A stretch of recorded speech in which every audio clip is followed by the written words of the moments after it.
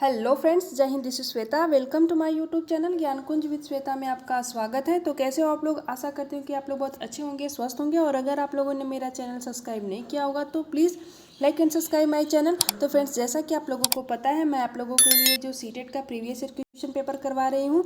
तो ये आज का जो वीडियो रहेगा वो जो 2016 में सितंबर में एग्ज़ाम हुआ था सीटेट का, उसका ये सेकेंड पेपर रहेगा। और आज की वीडियो में हम लोग सामाजिक अध्ययन, जो सामाजिक विज्ञान है, उससे उसका जो है क्वेश्चन आया हुआ है, तो वो हम लोग करते हैं। ठीक है, ये दो पार्ट में रहेगा वीडियो, क्योंकि ये 60 नंबर के क्वेश्चन आते हैं, तो 30 क्वेश्चन के दो पार्ट के क्वेश्चन वीडियो में बनाऊंगी। तो ये फर्स्ट पार्ट रहेगा। तो चलिए स्टार्ट करते हैं आज का वीडियो। तो देखिए, ये क्वेश्चन नंबर 31 से रहेगा। ठीक है, तो देखिए हम लोग पढ़ते हैं क्या दिया गया है कि आप देखते हैं कि सामाजिक विज्ञान की कक्षा में विद्यार्थी कुछ पूर्वाग्रहों का प्रदर्शन करते हैं। आपको सबसे उपयुक्त प्रतिक्रिया चुनिए। ठीक है, तो आप लोग इसका राइट ऑप्शन बताइएगा। पहले हम लोग ऑप्शन पढ़ लेते हैं। क्या है कि फर्स्ट है कि सामाजिक यथार्थ के आयामों पर एक परिचर्चा का आयोजन करूंगा। और ऑप्शन सेकेंड है कि इन टिप्पणियों पर ध्यान नहीं दूंगा। और ऑप्शन थर्ड है कि विद्यार्थी को दंडित करूंगा। और ऑप्शन फोर्थ है कि पढ़ाए जा रहे अध्याय को पढ़ाना बंद कर दूंगा। तो देखिए, क्वेश्चन को अगर आप लोग बहुत ध्यान से पढ़ेंगे तो आप लोगों का क्वेश्चन सही से सॉल्व हो जाएगा, सही तरीके से। और अगर जो लोग भी क्वेश्चन, जैसे अगर सीटेट का फर्स्ट बार एग्जाम दे रहे हैं, तो वो लोग थोड़े क्वेश्चन को देख के घबरा जाएंगे कि बड़े लेंदी क्वेश्चन है। तो आप लोग प्लीज़ घबराइएगा मत, आप लोग ध्यान से पढ़ेंगे तो क्वेश्चन जरूर सॉल्व होगा। ठीक है, आप लोग समझने की चलिए कोशिश करते हैं कि आप देखते हैं कि जो सामाजिक विज्ञान की कक्षा में जो विद्यार्थी हैं पूर्वाग्रहों का प्रदर्शन करते हैं। ठीक है, तो आपको इसके उपयुक्त प्रक्रिया को चुनना है। ठीक है, कि तो इसका राइट ऑप्शन क्या हो जाएगा? देखिए, इसका जो हो जाएगा कि इन टिप्पणियों पर ध्यान नहीं दूंगा। तो ये देखिए, ये निगेटिव वर्ड है। अगर हम किसी को ध्यान ही नहीं देंगे तो ये सीखेगा कैसे बच्चा? विद्यार्थियों को दंडित करूंगा। देखिए, दंडित करना या फिर जो कक्षा का जो पढ़ाई है वो जो केंद्र, जो बच्चे को केंद्र मान के करना चाहिए, शिक्षक को केंद्र मान के नहीं करना चाहिए। ये सब बेसिक बेसिक चीज़ें आप लोगों को पता होनी चाहिए। और पढ़ाए जा रहे अध्याय को पढ़ाना बंद कर दूंगा। अगर हम बंद कर देंगे तो चीज़ें होंगी ही कैसे? तो देखिए, ऐसे ही ये सब ऑप्शन कट गए आपके। ऑप्शन फर्स्ट ही इसका राइट हो जाएगा। ठीक है, आप ऐसे करके समझ के भी क्वेश्चन का आंसर दे सकते हैं। जो निगेटिव वर्ड है, जैसे केवल हम एक ही चीज़ को प्रदर्शित कर रहे हैं, बस आप समझ लीजिए कैसे भी करके आपको बच्चे को समझाना है, ना ही उसको रटने पे फोकस कराना है, बस उसको समझने पे फोकस कराना है। ठीक है, वही आपका आंसर जो है वो राइट हो जाएगा। तो नेक्स्ट क्वेश्चन पे चलते हैं। आई होप कि आप लोगों को मेरा एक्सप्लेनेशन अच्छा लगा होगा, तो प्लीज़ चैनल को सब्सक्राइब करिएगा, वीडियोस को लाइक करिएगा। सेकंड क्वेश्चन है कि सामाजिक और राजनीतिक जीवन पढ़ाने के लिए दिए गए उपायों ABC में सबसे उपयुक्त उपायों को चुनिए। तो आप लोगों को ABC में सबसे उपयुक्त उपाय को बताना है। तो देखिए, ए में क्या है कि व्यक्ति अध्ययन, और बी में है परिभाषाएं, और सी में है दृश्य सामग्रियां। तो देखिए, सामाजिक और राजनीतिक जीवन पढ़ाने के लिए दिए गए जो सामाजिक और राजनीतिक जीवन पढ़ाने के लिए क्या सबसे उपयुक्त हो जाएगा? देखिए, व्यक्तिगत अध्ययन भी जरूरी है, और उनका जो हम परिभाषाएं दे रहे हैं और सब विज्ञान, तो ये ABC ये तीनों ही राइट हो जाएंगे। ठीक है, तो अगर आप लोगों को भी क्वेश्चन जैसे जो आप लोगों को लग रहा है कि ये सही है, तो प्लीज़ आप लोग भी कमेंट बॉक्स में कमेंट करके इसका आंसर बता सकते हैं। नेक्स्ट क्वेश्चन पे चलते हैं। नेक्स्ट क्वेश्चन क्या है कि पाठांत प्रश्नों का सबसे उपयुक्त उपयोग है। क्या है? ऑप्शन फर्स्ट है कि अध्याय से महत्वपूर्ण भागों की पहचान करना। और ऑप्शन सेकेंड है कि सीखे हुए को समझने में तथा अपने शब्दों में व्यक्त करने में विद्यार्थियों को सक्षम बनाना। और ऑप्शन थर्ड है कि विद्यार्थियों के लिए अध्याय का सारांश प्रस्तुत करने में शिक्षकों की सहायता करना। और ऑप्शन फोर्थ है कि परीक्षा के लिए प्रश्न सुझाना। तो इसका राइट ऑप्शन क्या हो जाएगा? आप लोग बताइए। पाठ्यांश प्रश्नों का सबसे जो है उपयुक्त उपयोग बताना है आप लोगों को। तो देखिए इसका जो परीक्षाएं के लिए प्रश्न सुलझाना, तो ये सही नहीं लग रहा। देखिए इसका जो राइट ऑप्शन हो जाएगा वो सीखे हुए को समझने में अपन तथा अपने शब्दों में व्यक्त करने में विद्यार्थी को सक्षम बनाना। मैं अभी पिछले क्वेश्चन में मैं आपको बताई थी कि बच्चों को जो है सीखने पे ज़्यादा फोकस करना है कि बच्चा कितना सीख रहा है और कितना वो समझ पा रहा है, उस पर आपको फोकस करना है। ठीक है, तो ये देखिए इसका सबसे अच्छा क्वेश्चन का आंसर यही राइट हो जाएगा। नेक्स्ट क्वेश्चन पे चलते हैं। देखिए जो लोग भी फर्स्ट टाइम एग्जाम दे रहे हैं उनको ये भी लग रहा होगा कि चारों ऑप्शन में से चारों ही लग रहे हैं सही है अपने अपने हिसाब से, और हालांकि कभी कभी ऐसे होता भी है कि चारों ऑप्शन सही है, लेकिन आपको सबसे बेस्ट ऑप्शन को चूज़ करना है। ठीक है, सीटेट की यही खासियत होती है एग्जाम की, आपको लगेगा कि नहीं चारों ही सही हैं, ऐसे वन वर्ड वाले क्वेश्चन आंसर यहाँ इसमें नहीं आते हैं। नेक्स्ट क्वेश्चन पे इसमें क्या है कि सतत और समग्र मूल्यांकन के अनुसार आकलन के बारे में निम्नलिखित में से कौन सा उद्देश्य सबसे उपयुक्त है। तो कौन सा उद्देश्य सबसे उपयुक्त है फ्रेंड? ऑप्शन फर्स्ट है विद्यार्थियों को उत्तर देने के लिए प्रोत्साहित करना, और ऑप्शन सेकेंड है कि विषय वस्तु के बारे में विद्यार्थियों के प्रत्यास्मरण का परीक्षण करना, और ऑप्शन थर्ड है कि विद्यार्थियों की तुलना कर उनका रैंक निर्धारित करना, तथा और फोर्थ ऑप्शन में क्या है कि विद्यार्थियों को अंक देकर प्रेरित करना। देखिए हम अंक देकर उसको प्रेरित नहीं कर सकते, और या फिर ये रैंक जो है निर्धारित भी नहीं कर सकते। ठीक है, हम उसको ये नहीं है कि हम आपको इतने अच्छे, कोई भी है अगर आप कोई भी बच्चा अगर 10 में से 9 नंबर ला रहा है तो वो ऐसा नहीं है कि वो सब कुछ में ही सही है। हो सकता है कि वो रटंत भी हो, ऐसा भी हो सकता है कि उसको रट के याद होती होंगी चीज़ें और वो बुक से रट करके और आपको एग्जाम में लिख रहा हो, तो ऐसा नहीं है, सही है। देखिए इसका जो राइट हो ऑप्शन हो जाएगा विद्यार्थियों को उत्तर देने के लिए हमको प्रोत्साहित करना पड़ेगा। ठीक है, ऑप्शन फर्स्ट इसका राइट हो जाएगा। अगर हम बच्चे प्रोत्साहित होंगे तो आंसर अच्छे से दे पाएंगे। नेक्स्ट क्वेश्चन पे चलते हैं। नेक्स्ट क्वेश्चन क्या है? देखिए इतिहास आपके लिए सहायक होगा। ठीक है, इतिहास तो हमारे लिए सहायक है, लेकिन ऑप्शन पढ़ लेते हैं। ऑप्शन फर्स्ट है कि वर्तमान का कैसे विकास हुआ यह समझने में हम, और सेकेंड ऑप्शन है कि हमारे भौतिक और सामाजिक विश्व की गतिविधि को समझने में, और थर्ड ऑप्शन है कि अतीत की वर्तमान से तुलना करने में। तो इसमें उपयुक्त में से कौन सा सही है, कौन से सही है? ठीक है, तो आप लोगों को बताना है। तो देखिए अगर हम वर्तमान का विकास कैसे विकास हुआ है यह समझने में भी हमारी इतिहास हम लोगों के लिए सहायक है, तो ये तो होगा ही। तो देखिए ए इसमें भी है, ये थर्ड ऑप्शन में ये नहीं, तो ये तो पहले ही कट हो जाएगा। अब हमारे भौतिक और सामाजिक विश्व की गतिविधि को समझने में भी बी राइट होगा, तो ये भी कट जाएगा। तो देखिए ए बी और अतीत की वर्तमान से तुलना करने में, तो ये सी भी राइट हो जाएगा। तो ए बी सी, ठीक है, ये तीनों ही सही हो जाएंगे। आप ऐसे भी करके अपना क्वेश्चन सही कर सकते हैं। ठीक है, नेक्स्ट क्वेश्चन पे चलते हैं। नेक्स्ट क्वेश्चन क्या है?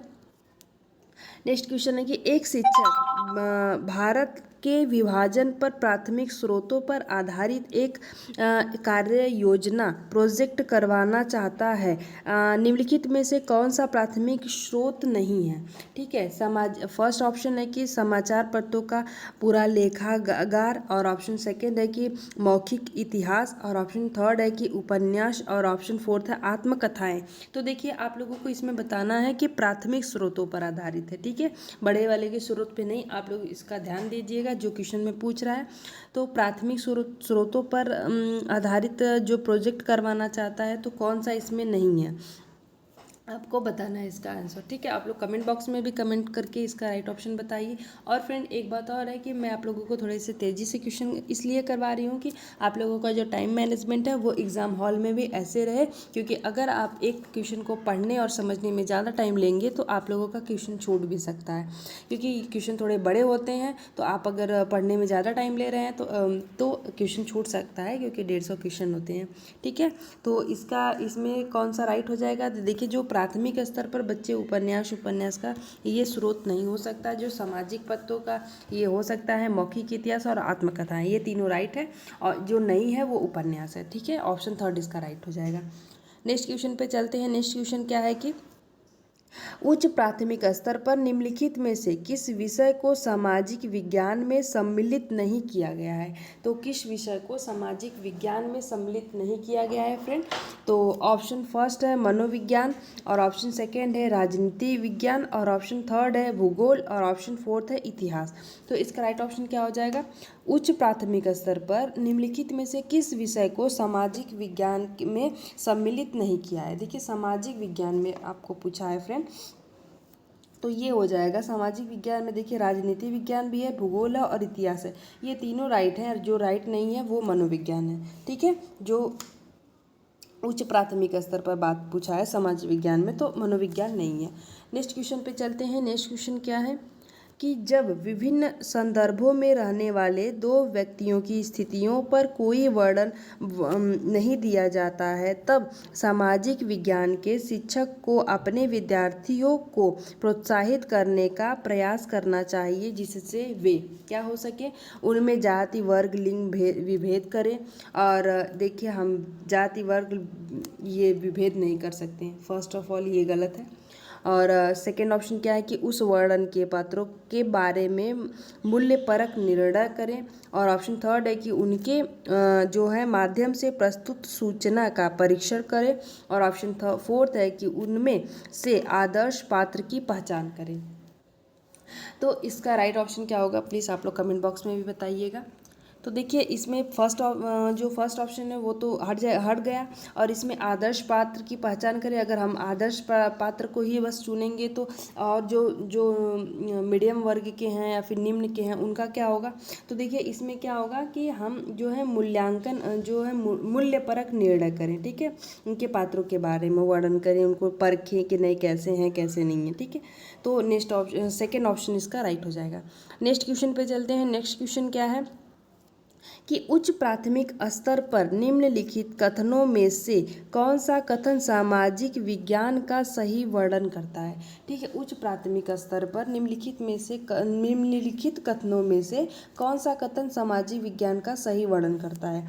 तो ऑप्शन फर्स्ट है यह विवेचनात्मक सोच और कल्पनाशीलता को प्रेरित करता है। और ऑप्शन सेकेंड है कि यह कम वैज्ञानिक है और धारणाओं पर आधारित है। और ऑप्शन थर्ड है कि यह वास्तविक जीवन और रोजगार दिलाने के लिए उपयोगी नहीं है। तो इसका राइट ऑप्शन क्या हो जाएगा? प्लीज़ कमेंट बॉक्स में बताइएगा कि इसका राइट ऑप्शन क्या हो जाएगा।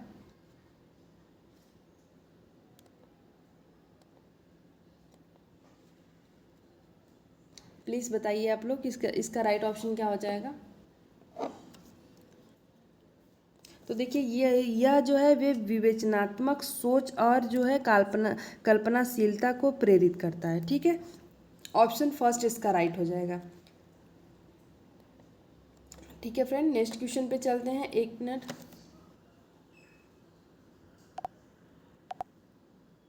नेक्स्ट क्वेश्चन पे चलते हैं। नेक्स्ट क्वेश्चन क्या है कि सामाजिक समानता के सिद्धांतों को सुनिश्चित करने के लिए निम्नलिखित में से कौन सा मानव मूल्य सर्वाधिक महत्वपूर्ण होगा? ठीक है, देखिए सामाजिक समानता के सिद्धांतों को सुनिश्चित करने के लिए निम्नलिखित में से कौन सा मानव मूल्य सर्वाधिक महत्वपूर्ण होगा? तो देखिए फर्स्ट ऑप्शन है दक्षता, सेकेंड ऑप्शन है उपभोक्तावाद, और ऑप्शन थर्ड है प्रतिस्पर्धा, और ऑप्शन फोर्थ है परस्पर आदर। तो इसका राइट ऑप्शन क्या हो जाएगा? इसका राइट ऑप्शन क्या हो जाएगा? प्लीज़ कमेंट बॉक्स में बताइएगा। तो देखिए इसका जो राइट ऑप्शन हो जाएगा वो फोर्थ ऑप्शन राइट हो जाएगा, परस्पर जो है आदर। ठीक है, नेक्स्ट क्वेश्चन पे चलते हैं। नेक्स्ट क्वेश्चन क्या है कि एक शिक्षक चाहता है कि उसके जो विद्यार्थी नगर निगम को उपलब्ध धनराशि के स्रोतों का पता लगाएं। निम्नलिखित में से कौन सी विधि सबसे अधिक विश्वसनीय और उपयोगी होगी? तो आप लोगों का इसका राइट ऑप्शन बताना है। पहले हम लोग ऑप्शन पढ़ लेते हैं। ऑप्शन फर्स्ट है कि सरकारी वेब साइटों को ढूंढना, और ऑप्शन सेकंड है कि काउंसलरों के साथ भेद वार्ताएं, और ऑप्शन थर्ड है कि आपस में विमर्श, और ऑप्शन फोर्थ है कि किसी विशेषज्ञ का भाषण आयोजित कराना। तो इसका राइट ऑप्शन क्या हो जाएगा? देखिए क्वेश्चन में पूछा है कि एक शिक्षक चाहता है, क्या चाहता है, विद्यार्थी नगर निगम को उपलब्ध धनराशि के स्रोतों का पता लगाए, ठीक है, और निम्नलिखित में से कौन सी विधि सबसे अधिक विश्वसनीय होगी। तो इसमें से जो हो जाएगा सर, जो काउंसलर हैं, काउंसलरों के साथ भेंट वार्ता, ठीक है, वार्ताएं जैसे बातचीत करना, ठीक है, ये सब। तो ऑप्शन सेकेंड ऑप्शन राइट हो जाएगा, अगर ऐसा होगा तो ये सही है। नेक्स्ट क्वेश्चन पे चलते हैं। नेक्स्ट क्वेश्चन क्या है कि निम्नलिखित में से किस विषय सामग्री को पाई आरेख के द्वारा सबसे अच्छी तरह प्रदर्शित किया जा सकता है। तो वायु दाब का विवरण, या फिर सेकेंड ऑप्शन में जलाशयों का विवरण, और ऑप्शन थर्ड में है कि समुद्री लहरों का विवरण, और ऑप्शन फोर्थ में है कि तापमान का विवरण, ठीक है। तो क्या ऑप्शन राइट हो जाएगा इसका? इसका राइट ऑप्शन क्या हो जाएगा? तो देखिए इसका जो राइट ऑप्शन हो जाएगा वो जलाशयों का विवरण, ठीक है, ऑप्शन सेकंड इसका राइट हो जाएगा। नेक्स्ट क्वेश्चन पे चलते हैं। नेक्स्ट क्वेश्चन क्या है कि कक्षा जो है कक्षा जो है 6 के स्तर पर पृथ्वी का परिक्रमण पढ़ाने के लिए सबसे उपयुक्त अधिगम सहायक सामग्री क्या होगा। तो देखिए जो कक्षा 6 को है पृथ्वी का परिक्रमण पढ़ाना है, ठीक है, पढ़ाने के लिए सबसे उपयुक्त सामग्री पूछा है, क्या होगा, ग्लोब होगा, या फिर एटलस होगा, या फिर मानचित्र होगा, या फिर चार्ट होगा। क्या ऑप्शन में है बताइए। अगर एक टीचर को, अगर उसको कक्षा 6 का लड़का है, उसको जो पृथ्वी का परिक्रमण पढ़ाना है, तो उसको सबसे अच्छा जो है भूगोल पढ़ाने के लिए आपको चार्ट की मतलब सॉरी ये ग्लोब जो है उसकी ज़रूरत अच्छी है, ठीक है, उसमें अच्छे से समझ में आएगा। नेक्स्ट क्वेश्चन पे चलते हैं। नेक्स्ट क्वेश्चन क्या है कि दो विषयों ए और बी पर विचार कीजिए और लिंग समानता के बारे में चर्चा करने के लिए सही विषय या फिर विषयों को चुनिए। तो क्या है, ऑप्शन फर्स्ट है कि श्रम की महत्ता, और ऑप्शन सेकंड है कि गृह व्यवस्था के दो उत्तरदायित्व, और ऑप्शन फिर इसमें दिया गया है, दो ऑप्शन हो गए, तो इसमें दिया गया है कि ए और बी दोनों अप्रासंगिक हैं, या फिर एक केवल ए प्रासंगिक है, या फिर केवल बी प्रासंगिक है, या फिर ए और बी दोनों प्रासंगिक है। तो इसका राइट ऑप्शन क्या हो जाएगा। तो देखिए इसमें दिया गया है कि श्रम की महत्ता और जो गृह व्यवस्था में उत्तरदायित्व, तो ए और बी दोनों की ही प्रासंगिक है, ठीक है। नेक्स्ट क्वेश्चन पे चलते हैं। नेक्स्ट क्वेश्चन क्या है, नेक्स्ट क्वेश्चन है कि एक मिनट, ये है इसका फोर्थ ऑप्शन। नेक्स्ट क्वेश्चन है कि विद्यार्थियों को इतिहासकारों के समान सोचने के लिए प्रोत्साहित करने हैं तो निम्नलिखित में से कौन सी विधि सर्वाधिक उपयुक्त होगी।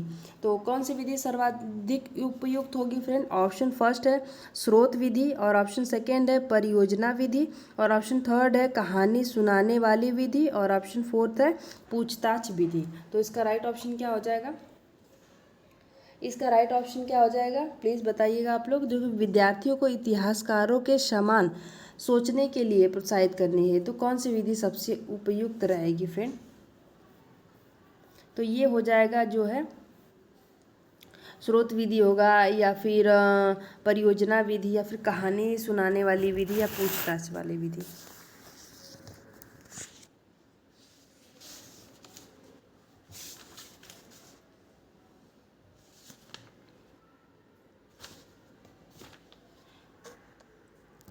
तो देखिए ये स्रोत विधि ये सबसे उपयुक्त होगा, ठीक है, सुन के। नेक्स्ट क्वेश्चन पे चलते हैं। नेक्स्ट क्वेश्चन क्या है, कारखाना विषय को पढ़ाने के लिए सबसे उपयोगी विधि होगी। तो कारखाना को विषय को पढ़ाना है तो सबसे उपयोगी विधि क्या है। ऑप्शन फर्स्ट है कि ये कहानी सुनाना, और ऑप्शन सेकेंड है कि किसी विशेषज्ञ को नियंत्रित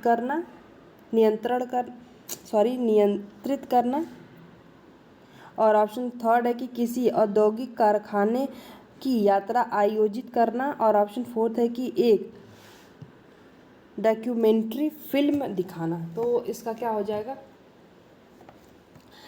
कारखाना विषय को पढ़ाने के लिए सबसे उपयोगी विधि यही होगा कि एक औद्योगिक कारखानों की यात्रा मतलब आयोजित करना, ठीक है, किसी भी जैसे। उससे क्या होगा कि जो है बच्चे खुद से देख करके आकलन करेंगे तो वो ज़्यादा बेनिफिट रहेगा, ठीक है।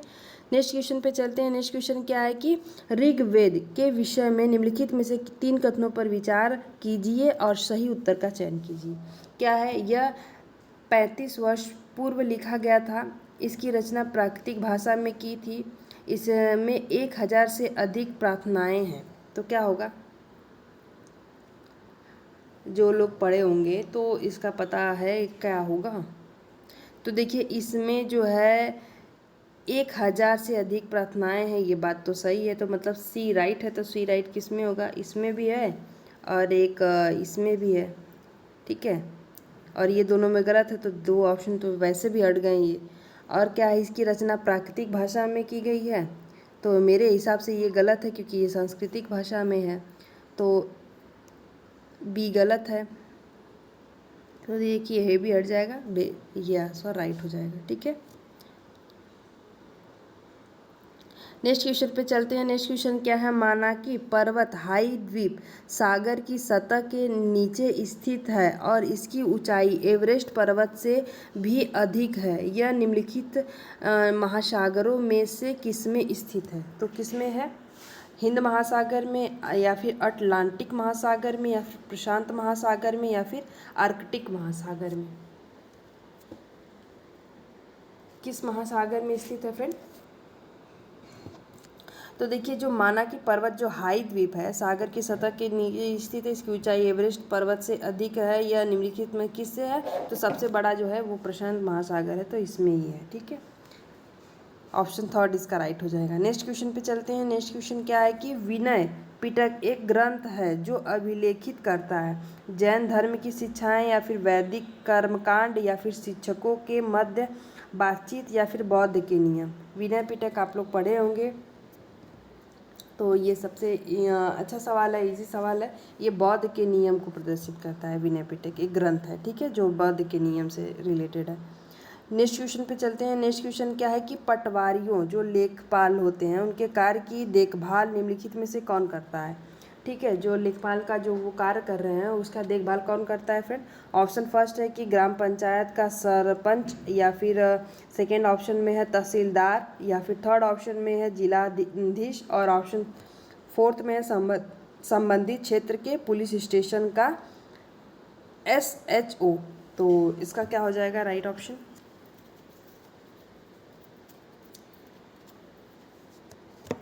तो देखिए जो पटवारियों के जो लेखपाल होते हैं उनके जो देखभाल करने का सबसे जो वो कौन देखते हैं, उनका जो कार्य है वो है तहसीलदार देखते हैं, ठीक है। ऑप्शन सेकंड इसका राइट हो जाएगा। नेक्स्ट क्वेश्चन पे चलते हैं कि नेक्स्ट क्वेश्चन क्या है। हाँ, नेक्स्ट क्वेश्चन है कि महापाषाणों के विषय में निम्नलिखित कथनों में से कौन सा कथन सही है? ठीक है, तो कौन सा कथन सही है फ्रेंड? ऑप्शन फर्स्ट है ये सभी भूमिगत और दृष्टि से ओझल रूप में पाए गए थे, और ऑप्शन सेकेंड है कि ये पत्थर के औजार बनाने के लिए कच्चा माल उपलब्ध कराते थे, और ऑप्शन थर्ड है कि ये भारतीय उपमहाद्वीप के उत्तर पश्चिम में केंद्रित थे, और ऑप्शन फोर्थ है कि इसका उपयोग दफन करने की जगहों को चिन्हित करने के लिए किया जाता है। तो महापाषाणों के विषय में कौन सा कथन सही है फ्रेंड, ये पूछा है।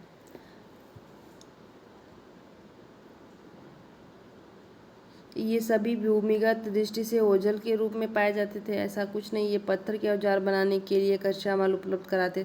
देखिए ये औजार इनका उपयोग तो जो है वो दफन करने की जगहों के चिन्हित करने के लिए किया जाता था, ठीक है। नेक्स्ट क्वेश्चन पे चलते हैं। नेक्स्ट क्वेश्चन क्या है, निम्नलिखित में से कौन सी भूकंपीय तरंगे नहीं है? तो कौन सी भूकंपीय तरंगे नहीं है फ्रेंड? तो ऑप्शन फर्स्ट है पृष्ठीय तरंगे, या फिर सेकेंड ऑप्शन है अनुदैर्ध्य तरंगे, थर्ड ऑप्शन है पोताश्रय तरंगे, और ऑप्शन फोर्थ है अनुप्रस्थ तरंगे। तो इसका राइट ऑप्शन क्या हो जाएगा? इसका राइट ऑप्शन क्या हो जाएगा? तो ये देखिए जो पोताश्रय तरंगे ये भूकंपीय तरंगे नहीं है, ठीक है। तो इसका ये ऑप्शन राइट हो जाएगा, ठीक है, थर्ड ऑप्शन। तो नेक्स्ट क्वेश्चन पे चलते हैं। नेक्स्ट क्वेश्चन क्या है कि एड्यूशेट से क्या अभिप्राय है। तो क्या है अभिप्राय फ्रेंड? ऑप्शन फर्स्ट है रॉकेट जिसका उपयोग मानव निर्मित उपग्रहों को सूर्य की कक्षा में स्थापित करने के लिए किया जाता है। और ऑप्शन सेकेंड है कि सौर मंडल में खोजा गया एक नया ग्रह है। या फिर ऑप्शन थर्ड है कि एक शुद्ध ग्रह को मंगल और बृहस्पति की कक्षाओं के बीच पाया जाता है। या फिर यह एक मानव निर्मित भारतीय उपग्रह है। तो एड्यूशेट क्या है फ्रेंड? प्लीज़ कमेंट बॉक्स में कमेंट करिएगा। तो ये देखिए, ये एक मानव निर्मित भारतीय उपग्रह है, ठीक है, एड्यूशेट। ऑप्शन फर्स्ट इसका राइट हो जाएगा, फोर्थ। नेक्स्ट क्वेश्चन पे चलते हैं कि निम्नलिखित परिमंडलों में से किसमें मानव सहित जीवित जीव पाए जाते हैं जो बहुसंख्या में भूतापन के कारण प्रभावित होते हैं। तो भूतापन के कारण प्रभावित होते हैं फ्रेंड। तो फर्स्ट ऑप्शन है जीवमंडल, सेकेंड ऑप्शन है जलमंडल, थर्ड ऑप्शन है स्थल मंडल और फोर्थ ऑप्शन है वायुमंडल। तो इसका राइट ऑप्शन क्या होगा? देखिए, जो बहुसंख्या में भूतापन के कारण प्रभावित होते हैं फ्रेंड। तो भूतापन के कारण जो है वो स्थल मंडल प्रभावित होते हैं, ठीक है। नेक्स्ट क्वेश्चन पे चलते हैं। नेक्स्ट क्वेश्चन क्या है कि भारत का दक्कन पठार जो बेसाल्ट शैलों से बना है निम्नलिखित में से शैलों के किस श्रेणी के अंतर्गत आता है। तो ये ऑप्शन है कि अवसादी शैलों के अंतर्गत आता है, या फिर बही भेदी ग्रेष्य शैल होते हैं, आग्नेय शैल होते हैं, या फिर अंतर्भेदी आग्नेय शैल होते हैं, और या फिर कायांतरित शैल होते हैं। तो इसका राइट ऑप्शन क्या हो जाएगा? इसका राइट ऑप्शन क्या हो जाएगा फ्रेंड? तो देखिए, ये ऑप्शन राइट हो जाएगा, ये हो जाएगा बही भेदी आग्नेय शैल हो पाए जाते हैं, ठीक है।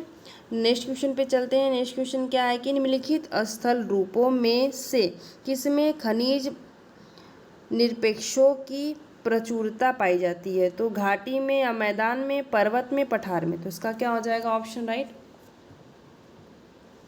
देखिए फ्रेंड, जो लोग भी मेरे चैनल पे नए हैं तो प्लीज़ चैनल को सब्सक्राइब करिएगा, वीडियोस को लाइक करिएगा, ठीक है, और लास्ट तक बने रहिएगा। ये थर्ड जो है, ये 30 क्वेश्चन आप लोगों के जल्दी कंप्लीट होने वाले हैं।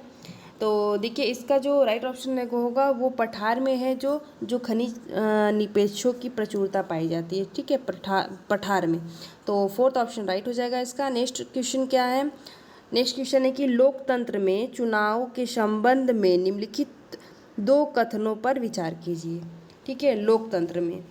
तो क्या है? ऑप्शन फर्स्ट है कि प्रतिनिधित्व लोकतंत्र में लोग अपने प्रतिनिधियों को चुनकर अप्रत्यक्ष रूप से भाग लेते हैं और वे प्रतिनिधि पूरे देश के लिए कानून और नियम बनाते हैं।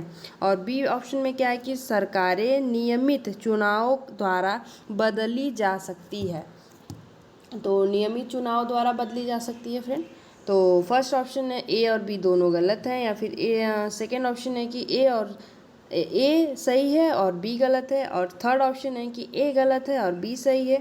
फोर्थ ऑप्शन में की है कि ए और बी दोनों ही सही हैं। तो इसका राइट ऑप्शन क्या हो जाएगा फ्रेंड? इसका राइट ऑप्शन क्या हो जाएगा बताइएगा आप लोग।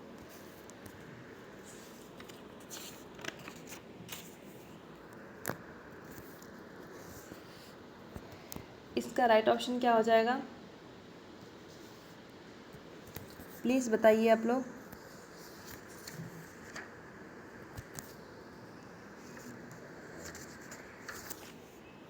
तो देखिए, इसका जो है ए और बी दोनों ही सही है, ठीक है। नेक्स्ट ऑप्शन में ए और बी दोनों सही है, फोर्थ ऑप्शन राइट हो जाएगा, ठीक है। नेक्स्ट क्वेश्चन पे चलते हैं। नेक्स्ट क्वेश्चन क्या है कि निम्नलिखित में से कौन सा युग मुगल चहारबाग का एक स्थल नहीं है। तो क्या है? कुबख्त उल इस्लाम मस्जिद, या फिर सेकेंड ऑप्शन में हुमायूं का मकबरा है, थर्ड ऑप्शन में शालीमार बाग है, या फिर फोर्थ ऑप्शन में लाल महल बारी। तो इसका राइट ऑप्शन क्या हो जाएगा फ्रेंड? इसका राइट ऑप्शन क्या हो जाएगा?